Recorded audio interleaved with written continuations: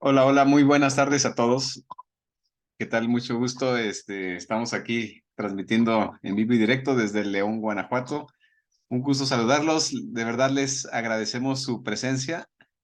Nos da mucho gusto el interés, pues, de conocer y saber más sobre lo que son los trastornos del neurodesarrollo.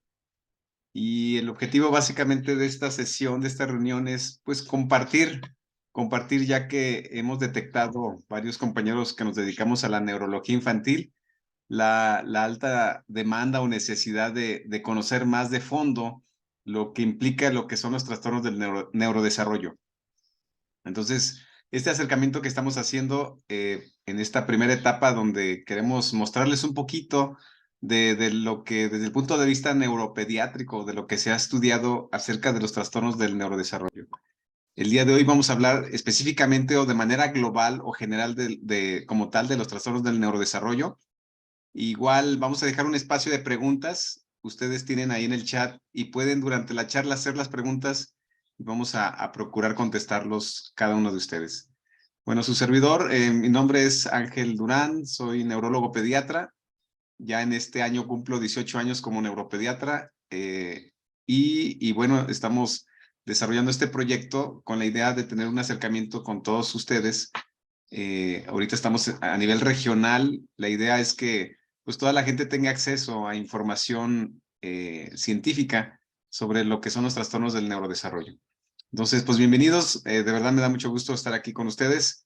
Y en estos 30, 40 minutos que vamos a estar, esperemos que lo que comparta les ayude a ustedes para que de esta manera podamos ayudar a nuestros pacientes, a sus hijos o a alguien que ustedes conozcan que tenga algún problema del neurodesarrollo, ya que esto es una realidad y bueno, siempre con la intención de lograr que estos pequeños lleguen a ser lo más funcionales posibles.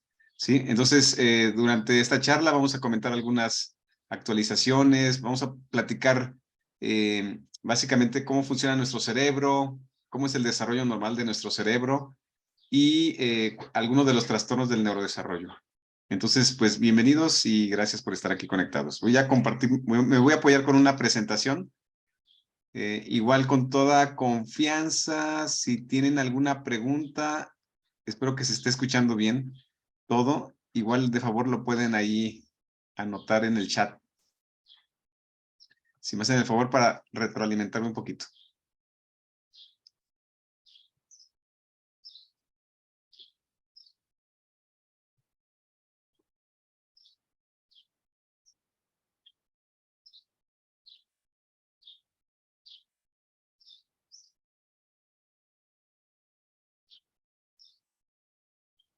Si me pueden retroalimentar. Ok, perfecto. Excelente. Me voy a apoyar con esta presentación. Bien, miren,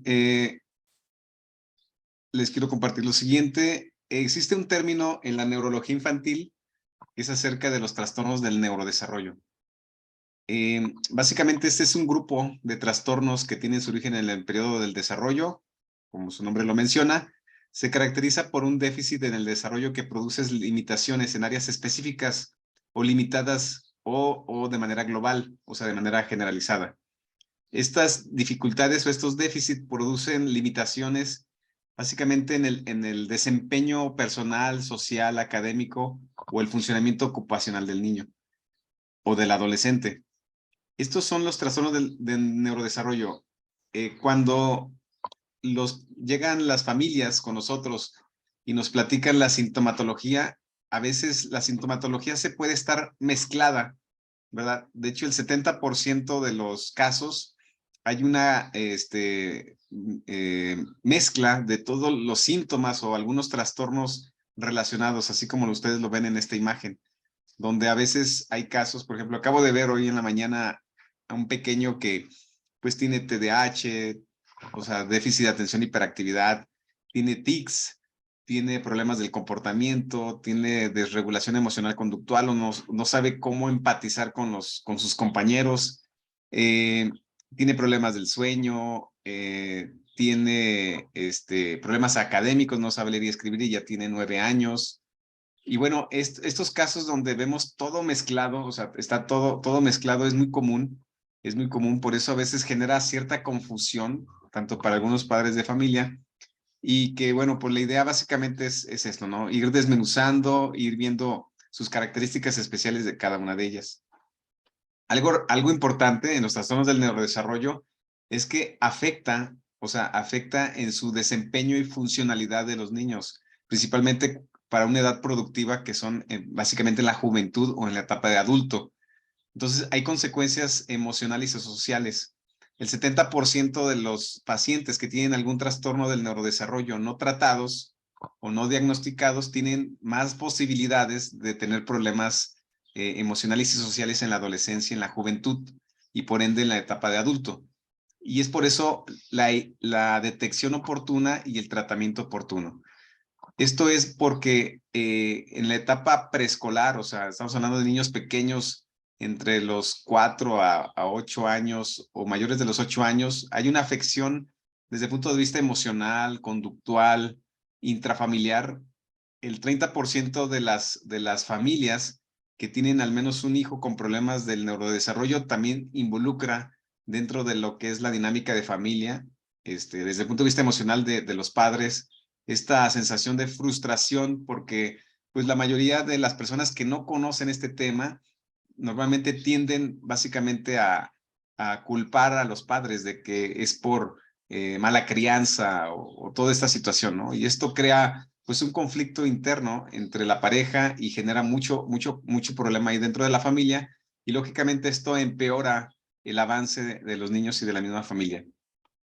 Entonces, si se fijan, los trastornos del neurodesarrollo no nada más es que el niño tenga ciertas dificultades, sino que afecta a terceros también, dentro de la dinámica escolar, con compañeros maestros y también dentro de la familia, con hermanos y los mismos padres. Entonces, esto es por eso la importancia de la detección. Y es una realidad de que, como aquí aparece en esta imagen, está todo entremezclado, que es muy común verse así como tal.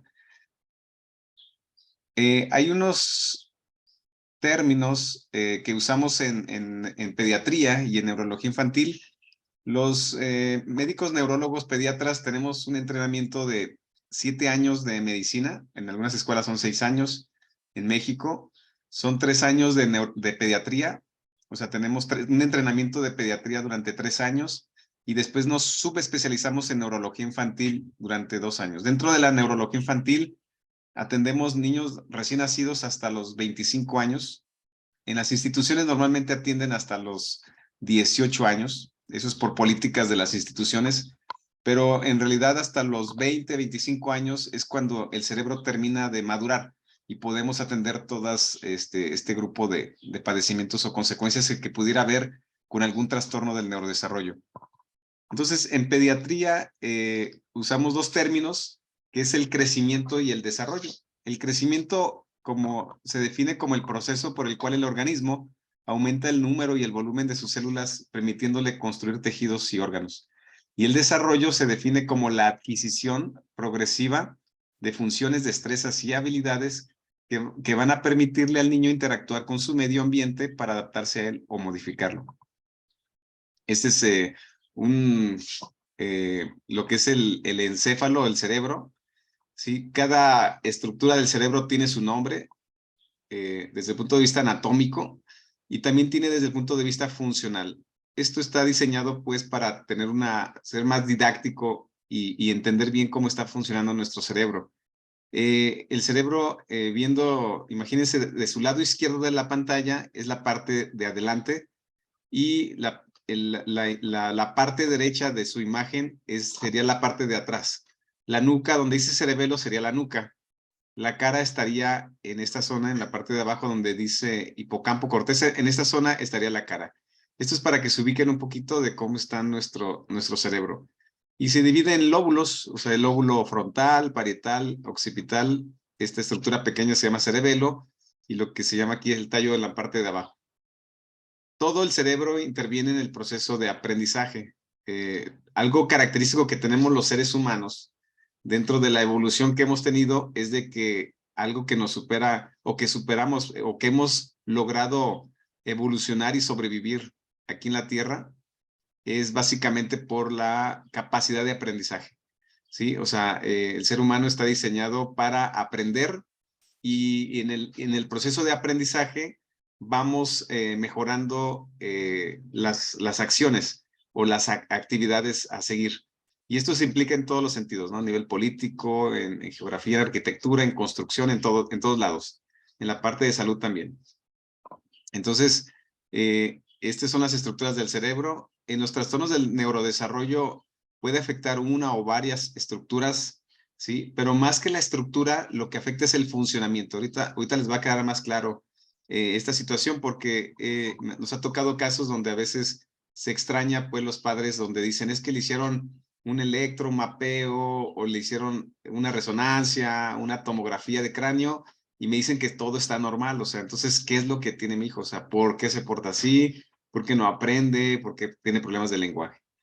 Ahorita vamos a hablar de esa parte, o sea, el por qué todo sale normal. Y es básicamente porque no hay ninguna alteración estructural. Todo es a nivel microscópico y básicamente es un problema en la madurez o en el proceso de la formación. Ahorita vamos a hablar específicamente.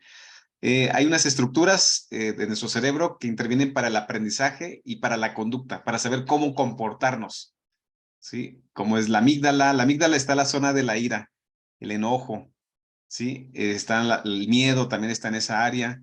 La corteza torrinal básicamente está en la zona del aprendizaje, donde participa toda esta zona del hipocampo. El lóbulo frontal tiene muchas funciones que las vamos a ir desarrollando. Y bueno, ahorita vamos a hablar de esta parte. Es importante que sepamos que el 85% de los nacimientos, sí, en todo el mundo, o sea, no nada más en México ni aquí en la zona del Bajío, en todo el mundo, el 85% de los nacimientos tienen estructural y funcionalmente el cerebro está bien, sí, totalmente. El 10%, o sea, de los nacimientos van a tener un problema del desarrollo, del neurodesarrollo, que es el tema que vamos a hablar el día de hoy, ¿sí? Y cerca del 5% va a tener un daño cerebral, que es muy diferente los trastornos del neurodesarrollo con los daños cerebrales al nacimiento. Son dos temas totalmente diferentes. Los daños son irreversibles y muchos de los trastornos pueden mostrarnos nada más un enlentecimiento en el proceso de madurez, que puede llevarse a cabo o no llevarse a cabo. Entonces, es así que para que un cerebro esté sano, o sea, tenga un desarrollo normal, el primer paso es que las estructuras y el funcionamiento y el balance bioquímico del cerebro debe de estar todo adecuado, ¿sí? Junto con la parte ambiental, o sea, las experiencias ambientales, la alimentación, la atmósfera, el ambiente, la crianza, o sea, también se ha encontrado la importancia de las familias en la parte durante el embarazo principalmente. Se ha encontrado pues que una mamá que durante el embarazo estuvo muy estresada, pudiera haber sido por cuestiones laborales, de relación de pareja, o también preocupación por el nacimiento del bebé. Se ha encontrado pues de que por la liberación de sustancias del estrés puede alterar la formación o la madurez del cerebro en la etapa fetal, ¿sí va? Entonces ya se ha encontrado esa relación. Y bueno, el 85% pues tienen un desarrollo normal, adecuado.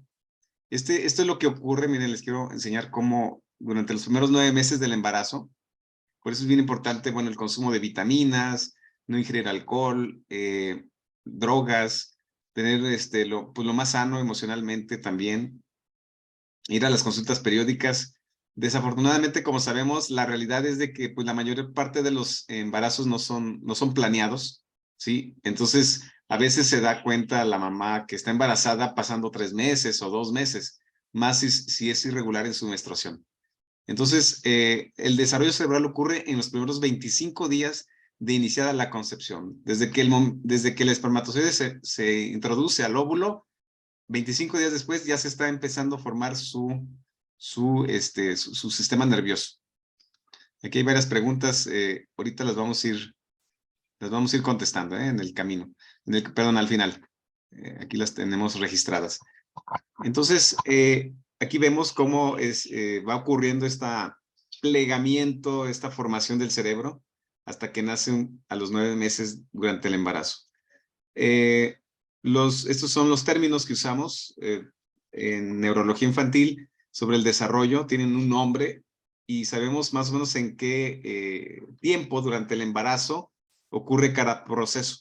Los estudios que pedimos a veces nos ayudan para poder identificar la causa, o sea, en qué momento ocurrió el problema. Si ocurrió durante el primer trimestre del embarazo, el segundo trimestre, o en el último trimestre del embarazo, o si el problema ocurrió al nacer o después de nacer, ¿sí? Principalmente la mayor parte de los trastornos del neurodesarrollo ocurrieron en estas dos etapas. Hay dos etapas dentro del desarrollo del cerebro, que es la organización y la mielinización, ¿sí? Que es la etapa donde las neuronas ya quedan instaladas, nada más que se programan para que se activen a la edad que les corresponde. Y el proceso de mielinización, donde se recubre con una sustancia que se llama mielina. La madurez del cerebro es de abajo hacia arriba, de adentro hacia afuera y de atrás hacia adelante. Esto es lo que platicamos de lo que es la organización, donde las neuronas quedan ya instaladas y se empiezan a programar. Todos los trastornos del neurodesarrollo, o la mayor parte de ellos, ya sea que se desprogramen o no se activan correctamente y empiezan a aparecer los síntomas.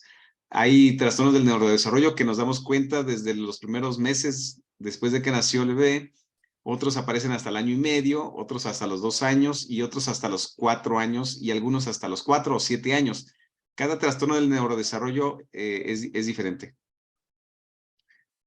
Aquí lo que les comentaba, el cerebro madura de adentro hacia afuera, de atrás hacia adelante y de abajo hacia arriba. Entonces va un proceso de una manera armónica. Cuando de repente vemos que no va adecuado a su madurez, empezamos a notar que se está desviando su desarrollo. Eso es lo que ya empezamos a sospechar de algún trastorno del neurodesarrollo. Entonces, como ustedes saben, o sea, los que tengan pues ya hijos, se dieron cuenta dentro de su desarrollo de los niños que no tuvieron algún problema, de a qué edad sostienen el cuello, a qué edad se empezaron a sentarse, a caminar, a sonreír, a interactuar, a decir adiós, a aventar el celular, a dejar caer las cosas, avisar para hacer pipí, popó. O sea, toda esa parte del desarrollo ya hay una programación dentro de nuestro cerebro en el cual va ocurriendo una activación de acuerdo a la edad. Igual la conducta, ahorita que estaban preguntándole sobre la conducta también, hay unas edades donde los reguladores de la conducta van ocurriendo. Cuando ocurre un desbalance, o sea, ya sea alguna alteración estructural del cerebro o un desbalance bioquímico, básicamente empiezan a haber consecuencias que se detectan desde que nacen, algunos casos, no todos, ¿sí va? O sea, hay veces, por ejemplo, los trastornos del espectro autista no siempre se detectan desde que nacen. Los casos más severos se pueden detectar desde los 6 a 8 meses de edad. La mayoría se detecta entre el año y medio a 2 años, o sea, cuando ya empiezan los síntomas, en el cual ocurre una desprogramación. Repito, hay trastornos que uno sospecha que van a ocurrir más adelante, como por ejemplo los casos de los lactantes, o sea, niños pequeñitos que lloran mucho, empiezan a ser muy irritables, lloran por cualquier cosa y tienen trastornos del sueño en el primer año de vida. La mayoría de ellos es una señal de que cuando tienen entre 4 o 5 años, a lo mejor van a desarrollar algún trastorno del neurodesarrollo como el TDAH o algún problema del comportamiento.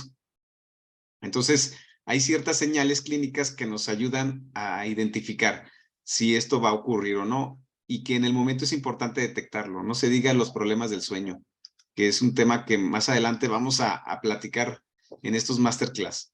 Entonces, algo característico de los trastornos del neurodesarrollo es que inician, bueno, todos en la infancia.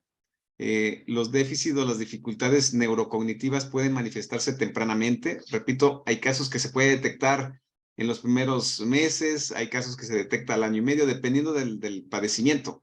Me ha tocado mucho escuchar de que aparece tal diagnóstico y si la pregunta es, bueno, ¿esto se pudo haber detectado desde que nació? La respuesta es no, bueno, dependiendo del caso, pero la mayoría no se detecta desde el nacimiento. De hecho, la mayoría nace lo que le llama la gente normal, ¿verdad? Un buen embarazo, nacen bien y va todo bien, perfecto, pero después empiezan a aparecer los síntomas.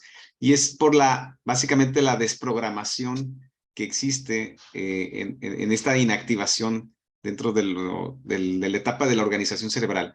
Digo, estoy buscando la manera de usar términos no tan técnicos para que de esta manera logre comunicar y que ustedes me puedan entender muy bien y que les quede lo más claro. Se distinguen de otros trastornos porque su curso es constante más que con un patrón. Ok, tiene un componente hereditario, casi el 70% de los casos es genético, ya sea por la línea paterna o materna, o algún otro familiar que haya tenido. El 30% es multifactorial, hay varios factores. A veces me preguntan cuál es la causa exacta. Cerca del 30-40% a veces es una suma de factores, ¿verdad? Por ejemplo, les puedo compartir lo siguiente.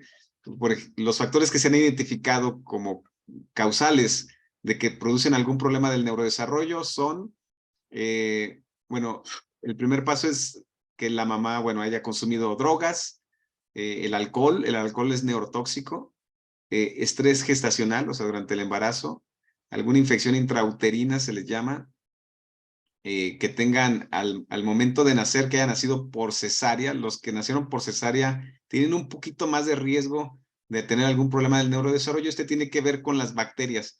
Cuando nace normalmente un bebé por el canal vaginal, las bacterias normales que tenemos, porque hay unas bacterias buenas que tiene nuestro cuerpo, en la piel, en la mucosa, en la boca, en la parte del intestino, hay bacterias buenas que nos ayudan a fomentar la madurez del desarrollo cerebral, inmunológico y hormonal.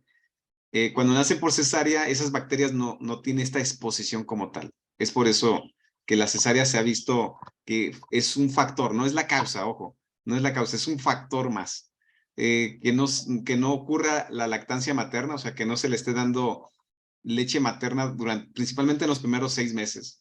Ese sería otro factor. Que sean extremadamente limpios, o sea, que mantengan, cada rato lo estén limpiando el bebé. Exceso de limpieza, también eso puede ser otro factor. Y bueno, más adelante durante los meses vamos a estar realizando cursos, algunos masterclass gratis y otros masterclass donde vamos a invitar a compañeros que también tenemos la misma visión de compartir la información, expertos en el tema. Con la idea básicamente de ayudarlos a ustedes a entender todos estos trastornos y cómo los pueden ustedes en casa, desde casa, apoyar, porque esa es nuestra finalidad. Que ustedes tengan herramientas que les ayuden junto con el neuropediatra o el paidopsiquiatra o el terapeuta, que juntos y con ustedes podamos tener niños lo más funcional posible. Entonces, estos son los trastornos del neurodesarrollo. Estos son, el número 1 se llama discapacidad intelectual, es el término actual. Son niños que tienen dificultades académicas, pero tienen el antecedente de que pues tardaron en caminar, o sea, caminaron al 1 año y medio o 2 años, tardaron en hablar, el control de esfínteres lo hizo posteriormente, están tardando en leer, se les dificulta la comprensión, o sea, que se les explique algo y no lo comprendan completamente cuando se les explica. Las discapacidades intelectuales pueden ser desde limítrofes, o sea, muy apenitas, o sea, en el límite, como su nombre lo dice, pueden ser de una discapacidad leve, moderada, severa o profunda. En los casos profundos o severos, pues es muy notorio, ¿no? Que el bebé o los niños tengan muchos problemas. Estos niños con discapacidad intelectual, el diagnóstico se hace básicamente después de los 5 años. Después de los 5 años, pues estamos hablando de discapacidad intelectual. Antes de los 5 años, estamos hablando de un término que se llama retraso global del desarrollo. O sea, la mayor parte de los niños que tienen retraso global del desarrollo, o sea, que su madurez va lento, tienen muchas posibilidades de desarrollar una discapacidad intelectual. Básicamente nada más cambia el nombre. Ahorita, si están viendo, estoy hablando de manera general, un panorama general de lo que son los trastornos del neurodesarrollo. Más adelante vamos a continuar con algunos masterclass gratis, algunos sí, cursos, vamos a hacer unos cursos para ustedes y ser un poco más específicos sobre el tema, pero lo más importante es que ustedes tengan herramientas o consejos prácticos que les puedan ayudar a ustedes cómo colaborar en casa. Bueno, les tenemos los trastornos de la comunicación, que aquí implica la parte de los problemas del lenguaje, tanto los retrasos del desarrollo del lenguaje como la parte de los trastornos del lenguaje. Tenemos los trastornos del espectro autista. La mayoría se detecta después del año y medio. Los casos más severos, más o menos al año y medio o 2 años empiezan los síntomas. Particularmente hay una detención en su madurez. Esto es bien importante compartirlo, que después vamos a hacer un curso específicamente sobre espectro autista, antes llamado autismo. En la actualidad se le llama TEA o trastornos del espectro autista.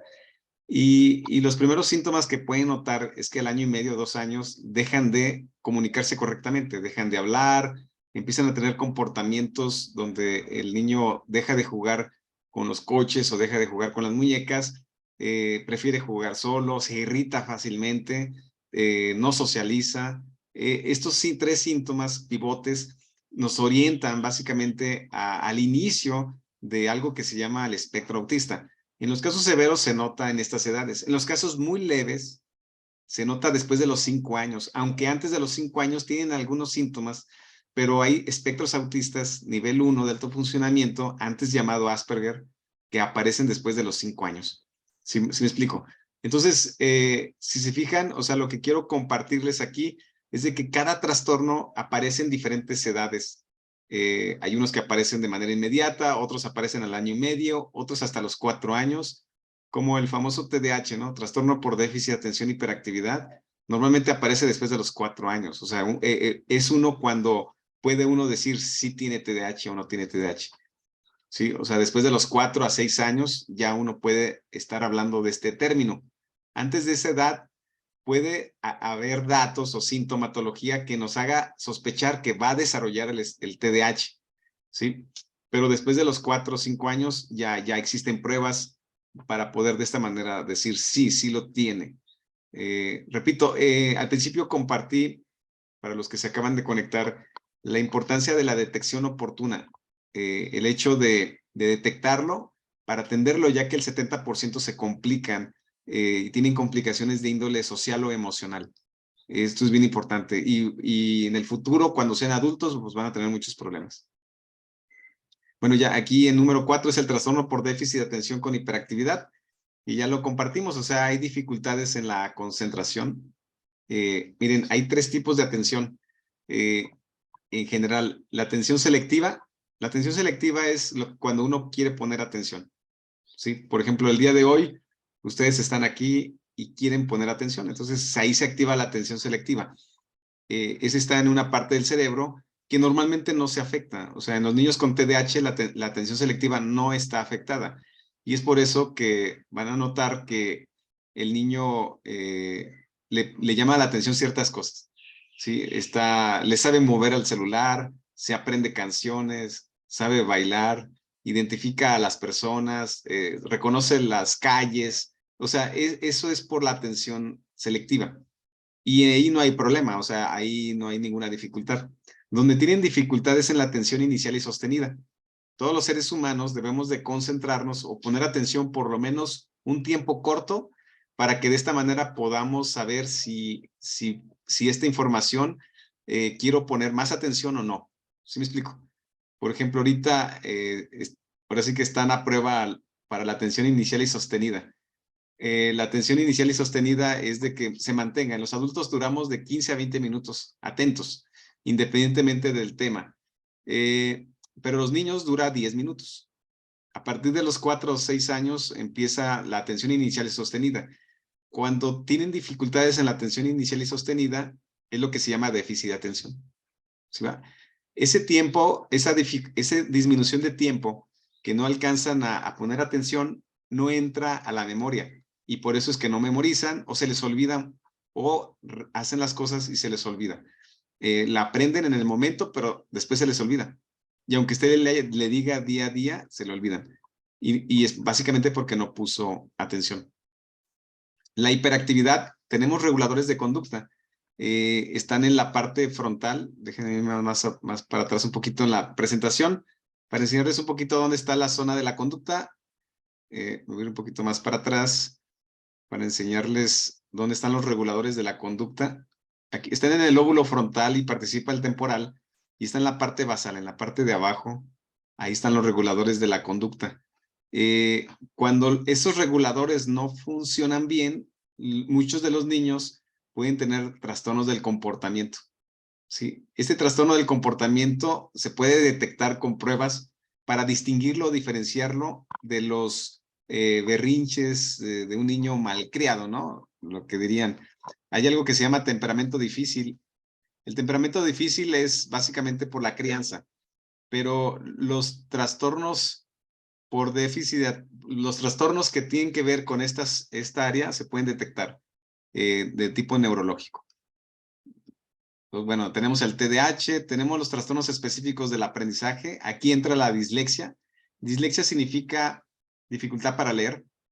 Está la dislexia, hay 4 tipos. El número 1 es cuando el niño no identifica letras. O sea, después de los 7 años, todos ya deben de identificar letras y empezar a descodificar, o sea, empezar a leer. Yo sé que hay niños que lo hacen a los 5 años, a los 6 años, sí, pero ya el resto, o sea, el porcentaje lo debe de hacer a más tardar a los 7 años. Si después de los 7 años no leen, se les llama dislexia, o sea, dificultad para leer. Y puede ser desde no identificar letras, no juntar las letras para formar palabras, confundir las letras o ponerlas al revés, o simplemente la dificultad en la comprensión de la lectura. O sea, sí saben leer, pero no comprenden lo que leen. Y eso es otro tipo de dislexia. Está la disgrafia, que es la dificultad para escribir, y la discalculia, que son la dificultad en los cálculos matemáticos. Aquí entra particularmente los trastornos específicos del aprendizaje, que serían, repito, la dislexia, disgrafia y discalculia. Todos estos trastornos, algo bueno, algo nuevo que hay aquí, es que siempre buscamos, primero, la detección. La segunda, el tratamiento. Dentro del tratamiento, ahorita vamos a hablar las diferentes opciones de tratamiento, pero con la finalidad de acelerar esas áreas que están enlentecidas para que vaya avanzando. Muy bien. Ahorita contestamos las preguntitas. Estos son ya todos los trastornos del neurodesarrollo. Esta es información que usamos los médicos para poder identificar cuál es el nombre, ¿verdad? Y apellido. Esto no lo usamos para estigmatizar a los niños, ojo. Yo sé que es muy debatible todo esto, ¿no? De tenerlos, no pretendemos estigmatizarlos, ni pretendemos señalarlos. Simplemente desde el punto de vista médico, o sea, nos ayuda mucho para saber el nombre y apellido del problema que tiene, si tiene uno o tiene varios. Y que de esta manera cada uno de ellos tiene diferente tratamiento. O sea, no a todos se les da lo mismo, aunque de la apariencia. Siempre se busca realizar una medicina personalizada. Entonces, esa es la idea de poder clasificarlos. Hay gente que pues dice es que esto, sí, o sea, esto de la estigmatización no es correcta, estoy de acuerdo. O sea, no hay que estigmatizarlos, pero bueno, este es el nombre que les damos ya cuando está fuera de lo normal y que hay pruebas, o sea, hay manera de detectarlo. O sea, en la actualidad hay estudios.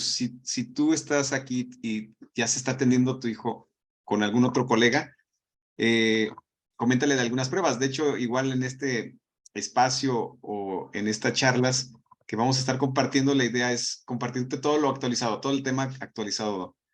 Bueno, los trastornos de la comunicación, el espectro autista, TDAH, los trastornos específicos del aprendizaje, ya lo comentamos. Estos también ocurren, los trastornos motores, que son problemas de la coordinación, o trastornos del movimiento estereotipados. ¿Sí? Los niños que aletean, que saltan emocionados o que caminan ida y vuelta así de un lado al otro, tienen dificultad para abrocharse los zapatos o vestirse, se les caen las cosas fácilmente, confunden derecha e izquierda. O sea, también ahí hay un problema. Los tics, ¿verdad? Los tics, tenemos varios trastornos y algunos. Como quiera, vamos a ir en todo este tiempo. La idea es tener este acercamiento para ir compartiendo todos los detalles de la neurología infantil.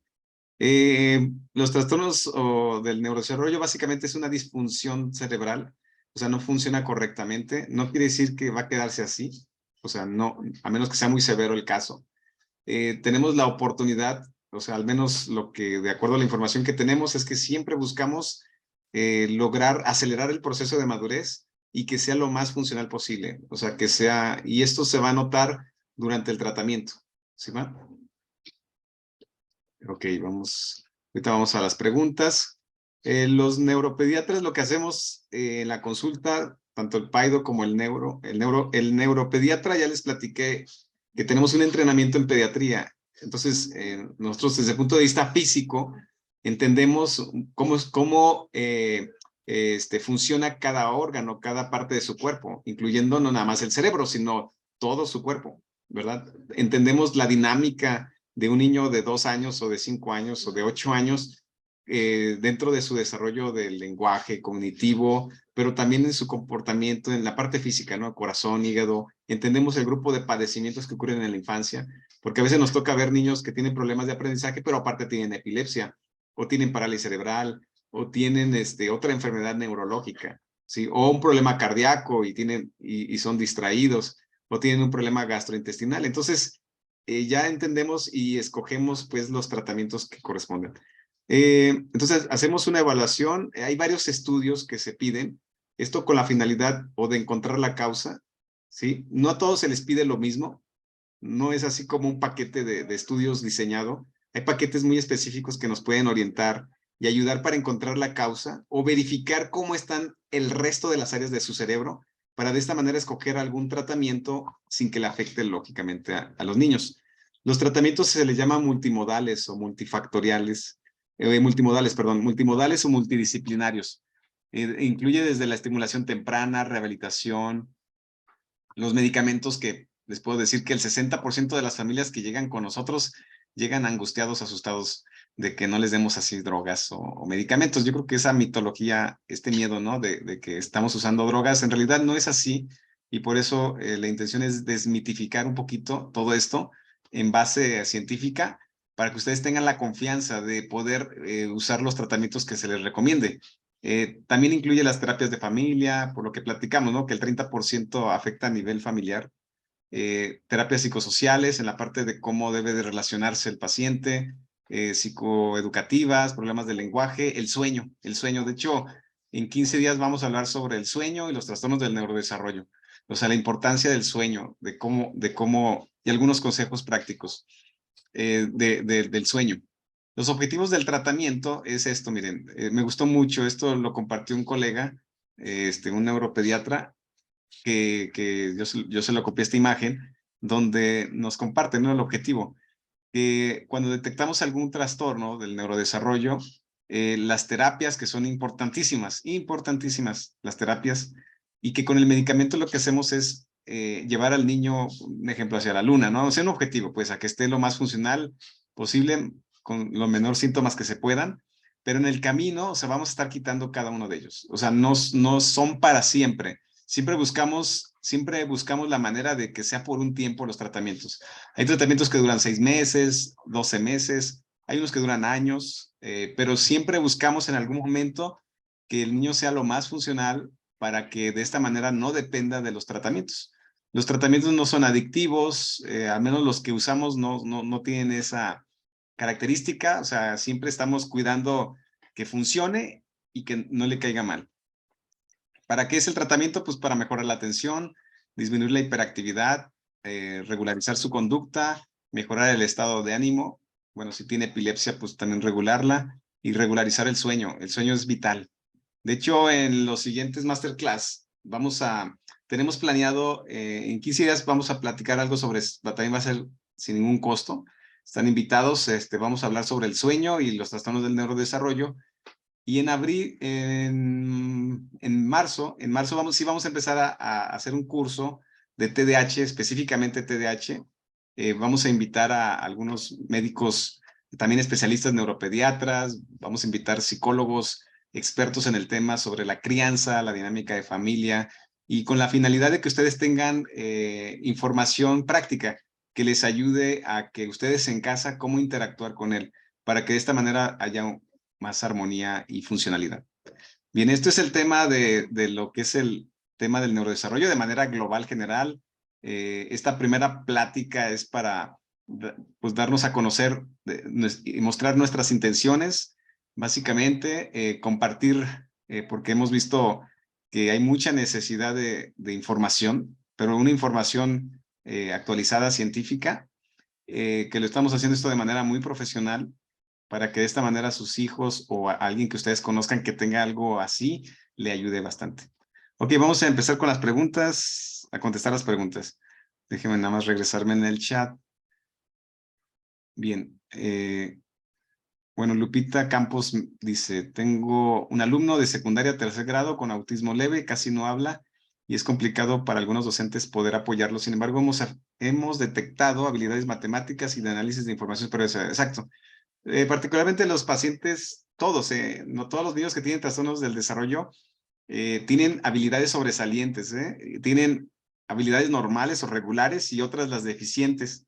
A veces nosotros como humanos siempre tendemos a observar lo malo, ¿no? Siempre. O sea, es una reacción que la mayoría tenemos.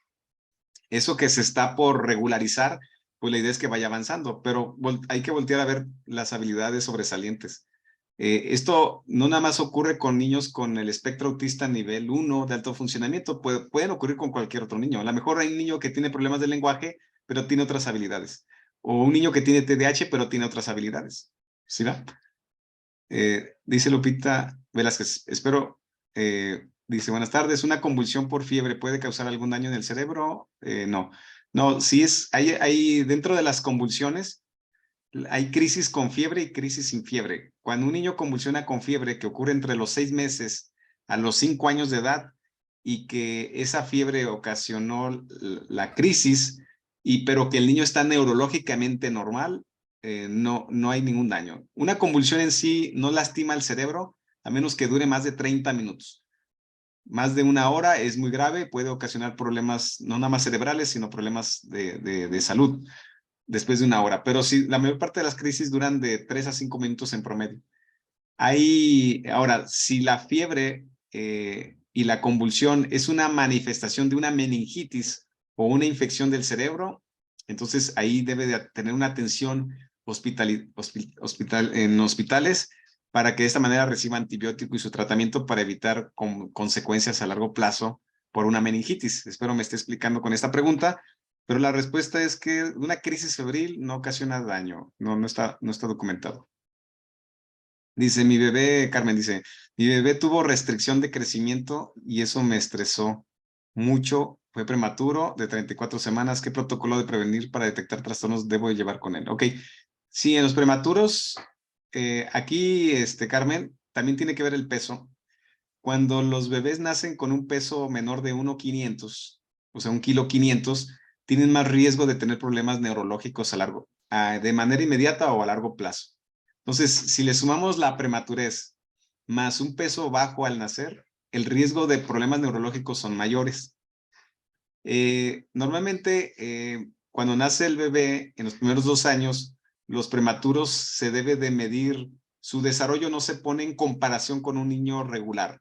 El desarrollo de los prematuros en los primeros 2 años, hacemos un cálculo que se llama edad corregida, hacemos un cálculo para calcular más o menos qué edad corregida tiene al momento de nacer. Y de esta manera podemos identificar si hay un retraso en su desarrollo o algún signo de daño. El pediatra y el neuropediatra pueden identificarlos sin problema, Carmen. Igual, coméntale a tu pediatra o neonatólogo para que lo pueda detectar. Si es así, pues ya él mismo lo manda a un centro de rehabilitación o con algún neuropediatra. Catalina pregunta, ¿cómo mejorar su conducta? Bueno, aquí igual vamos a hacer cursos un poco más específicos. Aquí depende de la conducta, o sea, hay parámetros como para decir, bueno, es por la dinámica de familia, está estresado, creo que la crianza está muy light, o sea, no hay mucha firmeza. Entonces, hay que ver esto de la conducta. Si esta conducta es disruptiva, entonces ahí en algunos casos hasta damos moduladores de la conducta, pero siempre hay que identificar la causa y a acompañarlos de un buen terapeuta, un psicólogo, para que así se logre mejorar el paciente. Dice Fernanda, ¿qué tan cierto es que las vacunas también influyen en los diagnósticos del TEA? Muy bien, Fernanda, es muy buena pregunta también. Todas son muy buenas preguntas. Fíjense que en los años 90 salió un artículo, o sea, salió un mito sobre que las vacunas ocasionaban el espectro autista o el autismo en ese tiempo. Pues resulta que como la sintomatología inicia al año y medio y es cuando la mayor parte de los bebés se aplican las vacunas, más que una causa es una coincidencia. como quiera, descubrieron que la vacuna de la triple viral tenía niveles de mercurio en los años 90, ¿sale? O sea, estamos hablando de hace buen tiempo. En la actualidad, las vacunas ya no tienen elementos o material que puede alterar el cerebro de los niños, al menos en la actualidad. Sí quitaron eso, o sea, el mercurio de esa vacuna, como quiera, timerosal creo que era la molécula, eh, pero al final descubrieron o comentaron que no, o sea, fue una coincidencia. Es como, me ha tocado mucho en la consulta cuando me dice la familia, es que mi hijo dejó de hablar porque se fue el papá a Estados Unidos, o dejó de hablar porque me divorcié, o dejó de hablar porque nació mi segundo hijo o tercer hijo, o dejó de hablar porque mi suegra, o sea, fue más que nada una coincidencia, porque la sintomatología del espectro autista, la mayoría empieza al año y medio, entonces notan que dejan de comunicarse. Selene dice, ¿qué actividad nos sirve para mejorar los tipos de atención? Si hay una escala, igual vamos a estar compartiendo en el grupo o ahí en Facebook algunas actividades que les pueden ayudar para la concentración, pues, particularmente después de los 4 años. Igual, si tienen o no trastornos de déficit de atención, les puede servir. Dice Naen, ¿un niño puede tener más de un trastorno? Sí. Sí, ya lo comentamos al principio, casi hay un alto porcentaje de niños que pueden estar combinados. Por ejemplo, ya cuando hablemos del curso del TEA, también vamos a hablar sobre el autismo, pero repito, ya más detallado, para que a ustedes les quede muy claros lo que es el TEA y cómo se detecta y qué más se puede ofrecer. Pero sí, hay combinaciones, ¿eh? El TDAH, por ejemplo, se combina mucho con los problemas de la lectoescritura. Hay muchos niños que tienen TDAH y también tardan en leer y escribir. O el espectro autista a veces está muy de la mano con los problemas de conducta, la desregulación emocional conductual y también el TDAH. Dice Pamela, ¿un niño con TDAH puede mejorar con terapia conductual sin llegar a usar el medicamento? Wow, ok, sí, miren, la combinación ayuda mucho. Estadísticamente está demostrado que al combinar las terapias con el fármaco tenemos un porcentaje de éxito del 80 hasta el 90%. Con la pura terapia es de un 40 a 50%. Si lo combinamos es más rápido. Yo sé que mucha gente le tiene miedo a los fármacos, pero déjenme decirles que en la actualidad, o sea, hay muchos fármacos que ya están diseñados para que no le afecten a sus niños, no se van a hacer dependientes. O sea, el medicamento cada vez se busca que sea más específico, que vaya nada más al lugar donde debe de mejorarlo o ayudarlo. Pero, buena pregunta. Tiene que haber una combinación para que salga más rápido todo. Sí, la velocidad es clave aquí. Erika pregunta, ¿un niño puede tener TDAH y autismo al mismo tiempo? Sí, ya lo comentamos, puede estar combinado. De hecho, aquí, por ejemplo, pasa, Erika, que el espectro autista, los moderados o severos se detectan a los 3 años, ¿no? De 3 a 5 años. Y después notan que aparte del TDA, tienen TDAH. Sí, ese es un escenario. Otro escenario es que empiecen a los 4 o 6 años, se note que el niño es distraído e inquieto. Y después de los 5 años se empieza a mostrar síntomas del espectro autista. También, pero eso es en los casos del espectro autista más leve, como el Asperger. Esto es muy común. A veces muchos compañeros, y también me ha tocado a mí, que los catalogamos como TDAH y conforme los vamos viendo, se van notando más síntomas del espectro autista, ¿verdad? Carmen pregunta, ¿por qué se observa mayor incidencia en los niños dificultades en la integración sensorial? Ok, sí, aquí es una combinación, Carmen, ya lo comentamos, genético y ambiental, sí, sí tiene que ver también, y en esta dificultad de la integración sensorial. Es una combinación. Hay un término que usamos que se llama epigenética. Epigenética se refiere a que hay factores ambientales, desde contaminación, alimentos, por cierto, el 5% de los niños son sensibles a los químicos de algunos alimentos, principalmente conservadores y colorantes, no tanto el azúcar, sino conservadores y colorantes. Entonces, esos químicos pueden incrementar los síntomas del paciente. Por eso es que en algunas ocasiones les restringimos esos alimentos. Montserrat pregunta, ¿qué hay del síndrome de Asia? Ok, este síndrome de Asia no lo conozco, Monse. Lo voy a investigar si es así como tal. No lo conozco. Dice Alejandra Villafaña, Un niño con trastorno específico del aprendizaje de dislexia no tratado puede presentar más dificultades de aprendizaje. Sí, o sea, mira Alejandra, y más problemas de aprendizaje es que se frustra el niño.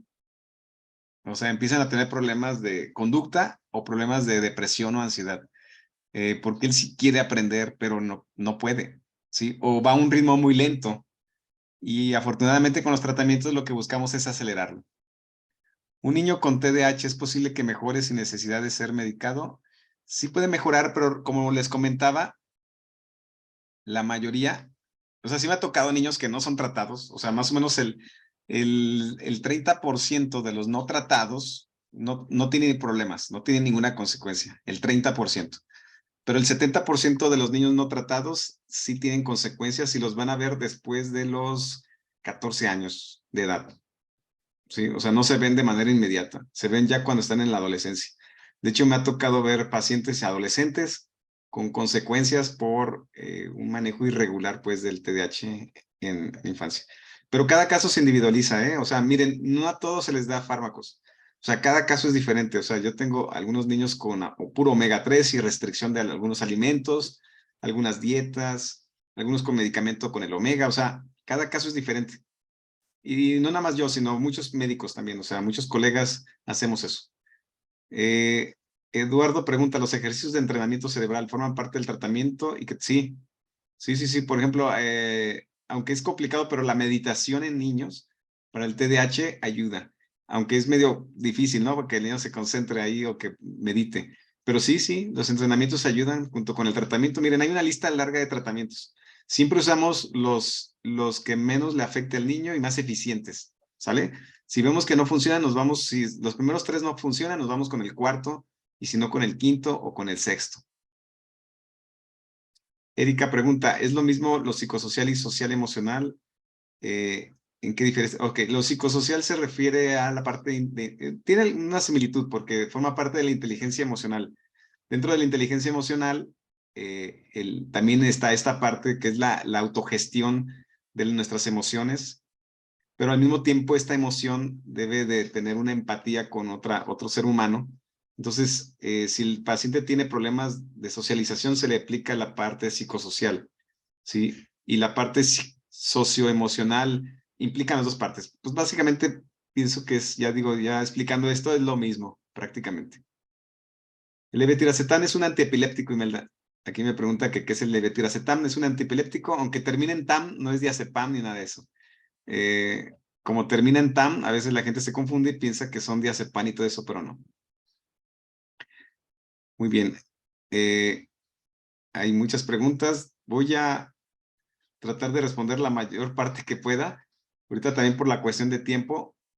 Como quiera, esta charla va a quedar grabada y ahorita voy a recopilar estas preguntas y las vamos a ir contestando ahí en el chat que tenemos en el WhatsApp. Sí, porque son demasiadas y faltan 8 minutos. Quiero terminar, déjenme nada más recordar dónde me queden las preguntas. Ok, ya está. Miren, espero que esta información, bueno, siento que sí les va a ayudar, nos va a ayudar a todos mucho. Lo que buscamos, repito y lo comenté al inicio, es un acercamiento, que ustedes tengan información científica, profesional, Neuroteam o el equipo que lo estamos conformando, buscamos brindarles tanto servicio y principalmente información, porque igual una pastilla no va a resolver todo. Si me explico, o sea, ni tampoco una terapia, o sea, sí necesitamos como trabajar en equipo. Yo sé que ustedes, y yo he visto pues que muchos papás tienen toda la disposición, todo. Nada más que a veces hay tanta información que uno dice, ¿a qué le hago caso? Estamos saturados a veces, ¿no? De lluvia de ideas, ¿no? Y que la comadre me dijo esto y que la mamá de fulanito que también tiene su hijo está tomando lo otro. Entonces hay una lluvia de información que nos satura.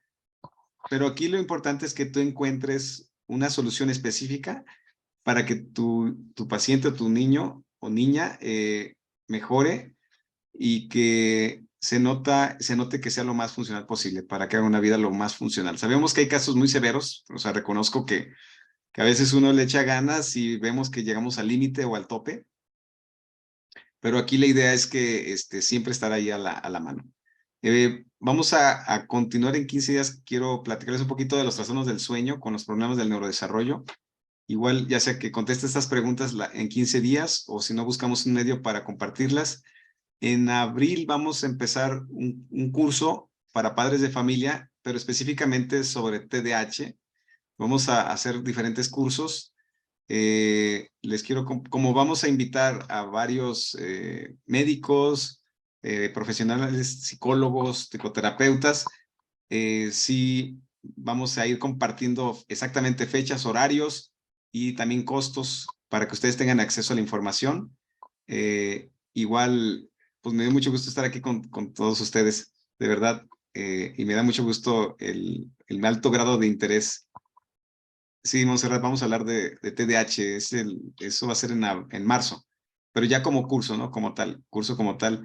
En 15 días nos vemos un masterclass gratuito así por servicio para platicarles un poquito del sueño y ya en los cursos en marzo platicamos los costos y los detalles. La idea es que ustedes, repito, tengan toda la información actualizada. En mayo yo me actualizo, 2 veces al año me actualizo en temas relacionados al neurodesarrollo, entonces vamos a estar a la vanguardia. El autismo también, Lupita, vamos a hablar sobre autismo, todos los temas de interés. Muy bien. Bueno, pues me dio mucho gusto estar aquí con ustedes. Muchas gracias. Muy buen fin de semana y bueno, pues vamos a seguir al pendiente. Muy buenas tardes.